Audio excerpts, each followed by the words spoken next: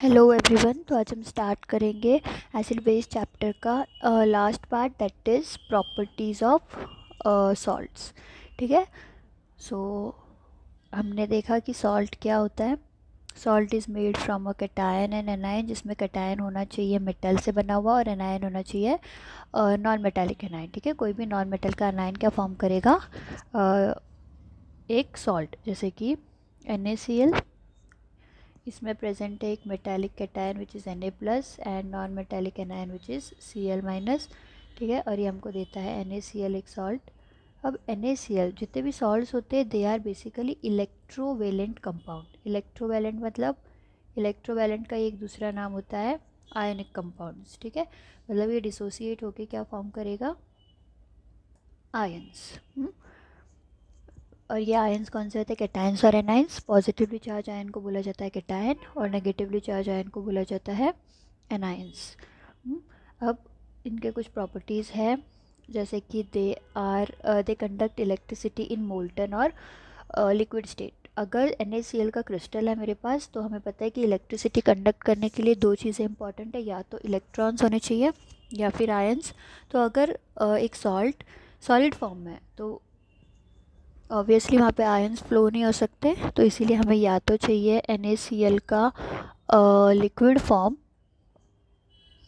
मतलब उसे वाटर में डिज़ोल्व करो, या फिर NaCl का मोल्टन फॉर्म, उसको मेल्ट करो, तभी आयंस फ्लो हो सकते हैं और इट कैन कंडक्ट इलेक्ट्रिसिटी। ठीक है। तो ionic compounds are basically they basically conduct electricity in liquid और मोल्टन स्टेट। नेक्स्ट है सोल्यूबिलिटी। तो most of the salts are highly soluble in water. हमें पता है जैसे ही हम NaCl को वाटर में डिज़ोल्व करते हैं, तुरंत वो डिसअपेयर हो जाता है, एकदम 100% सोल्यूबल हो जाता है। ठीक है। तो ऐसे ही बहुत सारे सॉल्ट्स वाटर में हाईली सोल्यूबल है, बट अगेन उसकी सोल्यूबिलिटी डिपेंड करती है अलग अलग टेम्परेचर पे, अलग प्रेशर पे। ठीक है।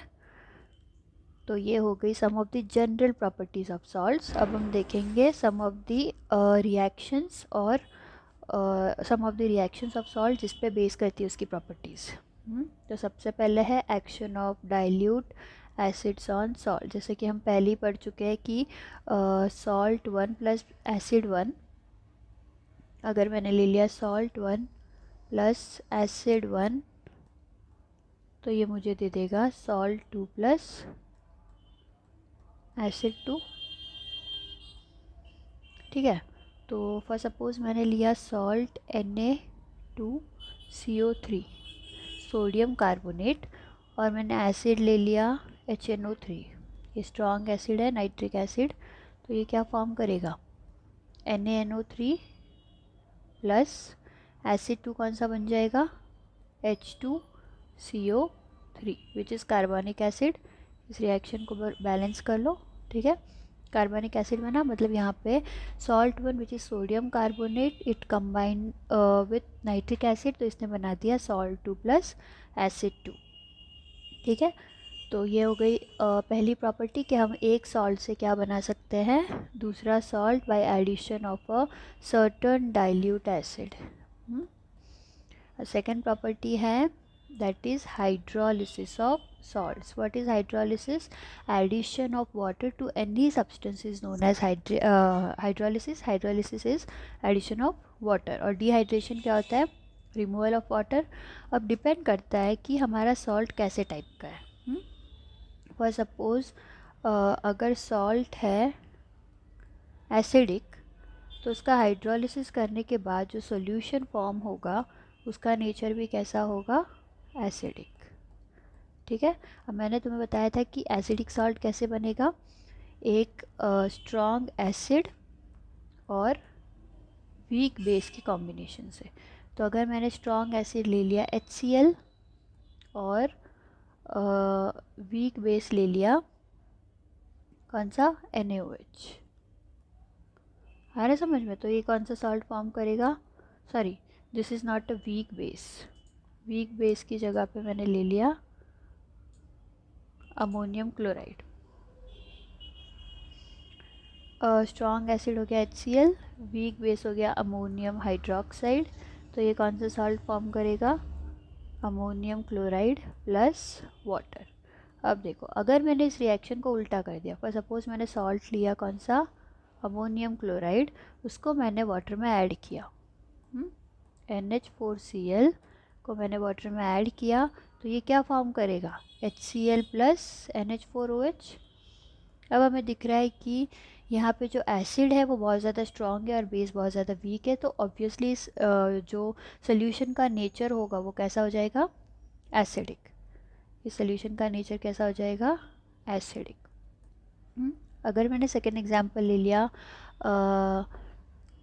फॉर सपोज एक सॉल्ट लिया NaHCO3 और इसको मैंने जब वाटर में ऐड किया या फिर इसका हाइड्रोलिसिस करवाया, तो ये क्या फॉर्म करेगा, NaOH प्लस H2CO3। ठीक है, मतलब basically strong base and weak acid, तो ऑब्वियसली कौन डोमिनेट करेगा, स्ट्रॉन्ग बेस, और इस सोल्यूशन का नेचर कैसा हो जाएगा, बेसिक। ठीक है, लेकिन अगर मैं ले लूँ एक न्यूट्रल सॉल्ट, न्यूट्रल सॉल्ट कौन सा हो सकता है, जो बना हो स्ट्रॉन्ग एसिड या स्ट्रॉन्ग बेस से, या फिर वीक एसिड और वीक बेस से। देखो,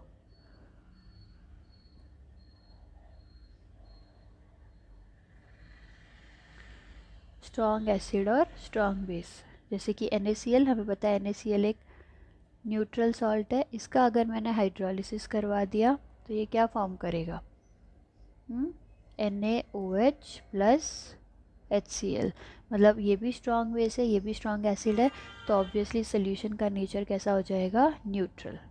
आया समझ में। इसी की जगह अगर मैं ले लूँ एक वीक सॉल्ट, जो हो सकता है सोडियम या फिर अमोनियम एसीटेट। देखो, अमोनियम एसीटेट का फॉर्मूला क्या हो जाएगा, CH2O minus plus NH4 plus. अगर इसका मैंने हाइड्रोलिसिस किया तो ये क्या फॉर्म करेगा, acetic acid plus ammonium hydroxide. ठीक है, मतलब weak acid and weak base, तो इस सोल्यूशन का नेचर कैसा हो जाएगा, न्यूट्रल। अगेन ये डिपेंड करता है कि एसिटिक एसिड की स्ट्रेंथ कैसी है और अमोनियम हाइड्रोक्साइड की स्ट्रेंथ कैसी है, इस पर हमारा सोल्यूशन, जो भी सोल्यूशन का नेचर होगा वो डिपेंड कर जाएगा। ठीक है, नेक्स्ट एंड इम्पॉर्टेंट प्रॉपर्टी है salts की, that is water of crystallization. So what is water of crystallization?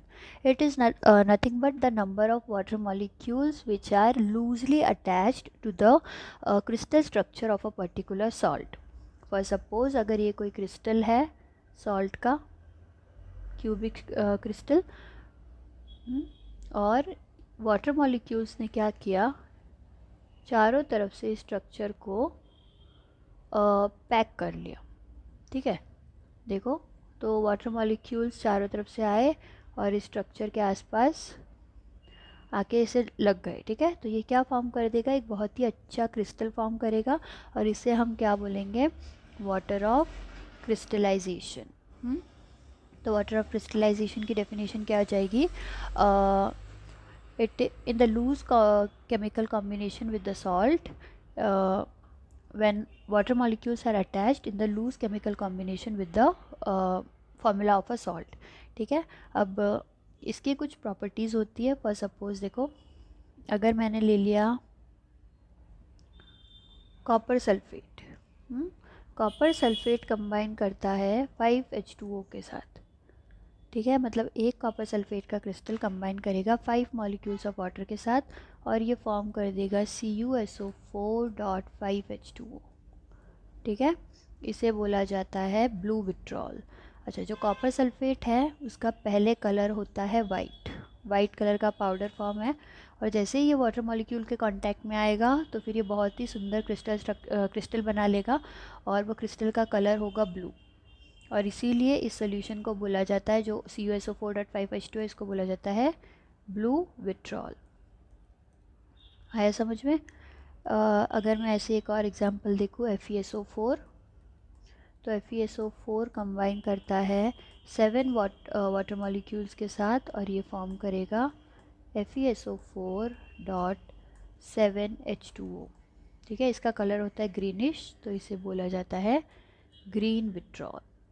तो in this way water of crystallization plays a very important role in different structures of crystal, ठीक है। अलग अलग crystal का जो shape आता है, जो स्ट्रक्चर आता है, वो किसकी वजह से आता है? Number of water molecules which are directly attached with its chemical structure, उसको आसपास क्या आ जाएंगे? वाटर मॉलिक्यूल्स आ जाएंगे, ठीक है। अब जैसे ही हम इसको हीट करेंगे, CuSO4.5H2O को जब मैंने हीट किया तो फिर से ये वाटर मॉलिक्यूल्स को रिमूव कर देगा, क्योंकि वाटर मॉलिक्यूल्स ऑब्वियसली बहुत ही लूजली बाउंड है, तो ये अगेन फॉर्म कर देगा CuSO4+5H2O, जो कि इवेपोरेट हो जाएंगे।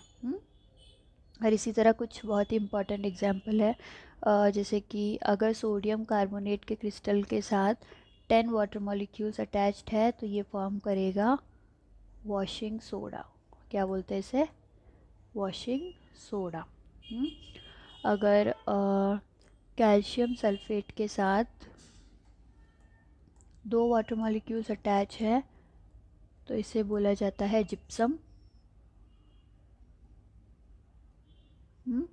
अगर एक वाटर मॉलिक्यूल अटैच है तो इसे बोला जाता है POP। क्या हो जाएगा फॉर्मूला? CaSO4.12H2O अगर है तो ये फॉर्म करेगा POP, प्लास्टर ऑफ पेरिस, ठीक है। जो वाइट कलर का होता है प्लास्टर ऑफ पेरिस, चोट लग जाने पे जो लगाते हैं वही, ओके। और ऐसे ही बहुत सारे डिफरेंट टाइप ऑफ क्रिस्टल्स होते हैं जो वाटर मॉलिक्यूल्स के साथ अटैच होकर पर्टिकुलर बहुत ही फेमस क्रिस्टल बना देंगे, ठीक है। जैसे कि देखो एक और है MgSO4.7H2O, इसको बोला जाता है इप्सम सॉल्ट। तो ये सारे नाम हमें याद होने चाहिए। इसके ऊपर डायरेक्ट क्वेश्चन आता है कि what is the formula of Epsom salt, what is the formula of gypsum, what is the formula of POP, washing soda, blue vitriol, green vitriol, etcetera, ठीक है। एक और है विच इज़ वाइट विट्रॉल। यहाँ पे होता है अगर जिंक सल्फेट ने कंबाइन किया है 7 वाटर मॉलिक्यूल्स के साथ तो ये फॉर्म करेगा वाइट कलर का क्रिस्टल और इसे बोला जाएगा वाइट विट्रॉल। आगे समझ में?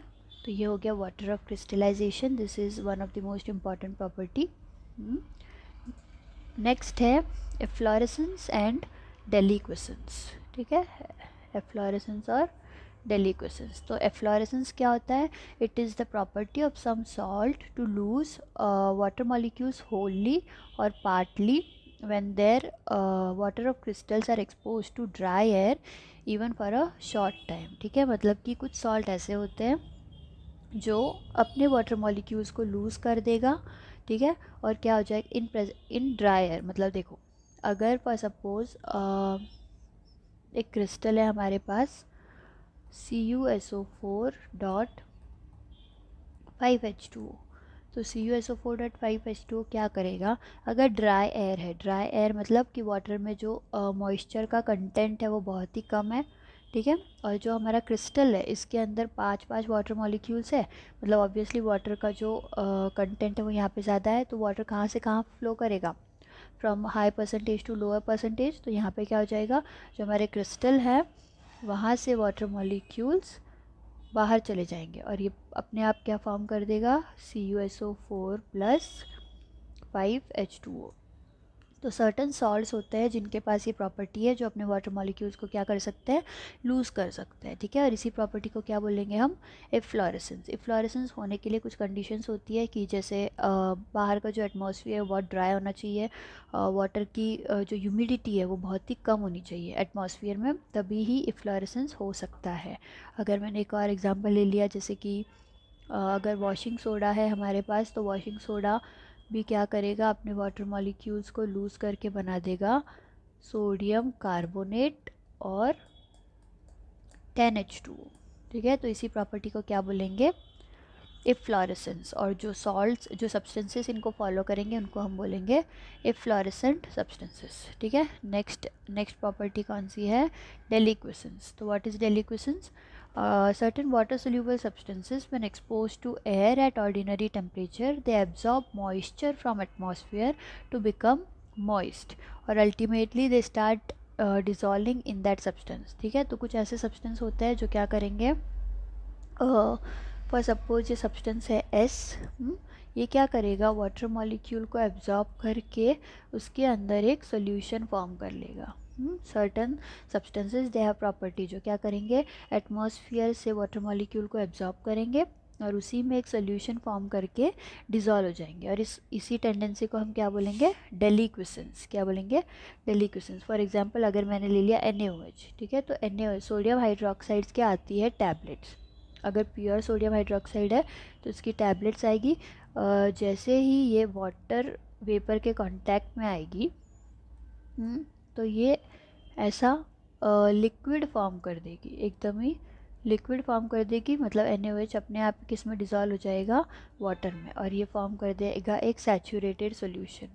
ठीक है, सैचुरेटेड सॉल्यूशन फॉर्म कर देगा और इसको हम क्या बोलेंगे, डेलीक्विसेंस। इसी प्रॉपर्टी को क्या बोलेंगे हम, डेलीक्विसेंस। बहुत सारे सॉल्ट्स है जो डेलीक्विसेंस शो करते हैं, जैसे कि caustic soda which is NaOH, caustic potash मतलब KOH, जिंक सल्फाइड और जिंक क्लोराइड, कैल्शियम क्लोराइड, ये सब क्या शो करते हैं, डेलीक्विसेंस। देखो जैसे कि हमें पता है, but NaCl is not a deliquescent liquid. लेकिन फिर भी हमें पता है कि जब हम नमक को खुली हवा में रख देते हैं तो ये भी मॉइस्चर को एब्जॉर्ब कर लेगा और अपने आप ही ऐसा लिक्विड फॉर्म कर लेगा। ठीक है, नमक क्या करेगा, वाटर में डिज़ोल्व होकर लिक्विड फॉर्म कर लेगा। लेकिन अभी मैंने बोला कि NaCl is not a deliquescent material. तो NaCl के अंदर क्या प्रेजेंट होते हैं, MgCl2 और CaCl2 एज अ इम्प्योरिटी। तो इसमें जो इम्प्योरिटीज़ प्रेजेंट है दे आर डेलीक्विसेंट इन नेचर। कैसे होता है ये इम्प्योरिटीज़, डेलीक्विसेंट। और इसी के वजह से जो हमारा NaCl है, जो टेबल सॉल्ट है हमारा, वो क्या करता है, वाटर को एब्जॉर्ब कर लेता है और एक जो लिक्विड सोल्यूशन जो बन जाता है, मॉइस्ट सा बहुत ही, ठीक है, वो फॉर्म कर देता है। ओके, तो अभी हमने देखा different properties like efflorescence and deliquescence. Next and the last property is drying and dehydrating agents. तो ड्राइंग और डिहाइड्रेटिंग एजेंट्स क्या होते हैं, ड्राइंग एजेंट्स या ड्राइंग सब्सटेंसेस मतलब क्या, जो वाटर मॉलिक्यूल्स को एब्जॉर्ब कर लेंगे या फिर बेसिकली मॉइस्चर को एब्जॉर्ब कर लेंगे। ठीक है, they absorb moisture. For suppose देखो, इसके बहुत सारे एग्जाम्पल होते हैं। CaO, इसे बोलते हैं calcium oxide, CaCl2 calcium chloride, H2SO4 sulphuric acid, silica gel, ठीक है, सिलिका जेल, और P2O5 फॉस्फोरस पेंटॉक्साइड। ये सब कैसे काम करेंगे, ड्राइंग एजेंट की तरह। ये बेसिकली क्या करेंगे, मॉइस्चर को या फिर वाटर मॉलिक्यूल्स को कोई भी सब्सटेंस से एब्जॉर्ब कर लेंगे। ठीक है, जैसे कि हमें पता है कि जो प्लास्टिक की बॉटल्स होती है उसके अंदर एक पैकेट होता है वाइट कलर का। वो पैकेट किसका होता है, सिलिका जेल का। तो सिलिका जेल क्या है, एक ड्राइंग एजेंट है जो क्या करेगी, वाटर मॉलिक्यूल्स को एब्जॉर्ब कर लेगी, जिससे जो हमारा कंटेनर है, प्लास्टिक का जो भी कंटेनर है वो ख़राब ना हो, प्लास्टिक का या कोई भी कंटेनर। ठीक है, नेक्स्ट क्या है, dehydrating agent. So what are dehydrating agent, dehydrating agents वो होते हैं जो which removes the water molecules from the chemical formula of a compound. जो एक मॉलिक्यूल का अगर केमिकल फार्मूला है और उसके अंदर वाटर प्रेजेंट है तो वहाँ से भी वो क्या करेगा, वाटर को रिमूव कर देगा। जैसे कि इसका सबसे बेस्ट एग्जांपल है H2SO4। हमें पता है sulphuric acid is a dehydrating agent. Sulphuric acid dehydrating agent भी है as well as drying agent भी। तो वो क्या करेगा, वाटर को केमिकल फार्मूला से ही रिमूव कर लेगा। देखो जैसे अगर मैंने ले लिया CuSO4.5H2O, तो ये क्या करेगा, जैसे ही मैंने इसमें सल्फ्यूरिक एसिड को ऐड किया तो सल्फ्यूरिक एसिड सारे वाटर मॉलिक्यूल को रिमूव कर लेगा और क्या, सिर्फ CuSO4 बच जाएगा। इसका एक और बेस्ट एग्जांपल है जो आता है ऑर्गेनिक केमिस्ट्री से। जैसे कि देखो, अगर मेरे पास है इथिल अल्कोहल और इसमें मैंने डाल दिया H2SO4, तो ये क्या करेगा, यहाँ से भी वाटर मॉलिक्यूल को रिमूव करके बना देगा ईथीन। अब ये कैसे हुआ, अगर मेरे पास है CH2OH और यहाँ पे होगा H, इसी स्ट्रक्चर को मैंने ऐसे लिखा, ठीक है। तो जैसे ही हम यहाँ पे H2SO4 डालेंगे तो ये क्या करेगा, इस वाटर मॉलिक्यूल को रिमूव कर देगा और क्या बनाएगा, ईथीन, और वाटर मॉलिक्यूल उड़ जाएगा। आया समझ में? तो ये हो गई 5 important properties of a salt. ठीक है। तो अगले क्लास में हम डिस्कस करेंगे कुछ questions related to acid bases and salts. Okay, thank you.